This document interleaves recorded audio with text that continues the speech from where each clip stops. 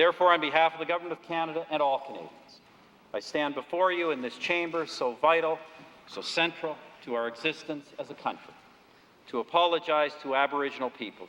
In the aftermath of the Canadian government apology to First Nations survivors of the residential schools, Reverend Jim Cruikshank of the Anglican Diocese presented a discussion to the Bellingham City Club on reconciliation and healing in the Canadian Indian residential schools. Reverend Jim Cruikshank admitted he had first-hand knowledge that First Nations children were being abused in the Indian residential school where he worked. There was an abuse by a government employee who was the supervisor in the residential school in the diocese where I was, and I know it was over a long period of time. You can't deal with reconciliation and healing until there is an acknowledgement that there is pain and there is suffering, and it took place. So let me start right off the top.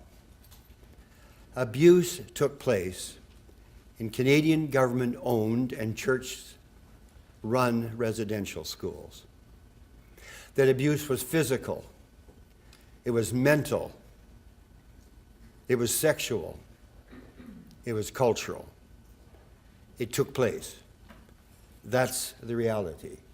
Reverend Cruikshank went on to relay the effects of the residential school that he had witnessed during his career as an Anglican bishop. I think that out of that came all kinds of poverty, alcoholism and drug addiction, people ending up in crime and in jail. And I think a lot of that can be traced directly back to the residential school experience.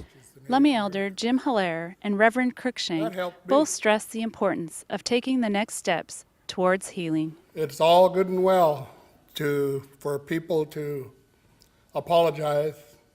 Public apologies have been made to Native Americans, to Native First Nations in Canada.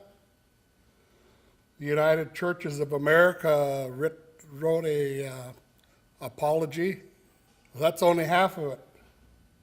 The other half is, are those apologies accepted? It is about forgiveness, and it's forgiveness on both sides. And how do we, that we have to, that out of forgiveness, the possibility of reconciliation and healing can come. But we have to listen and listen to each other.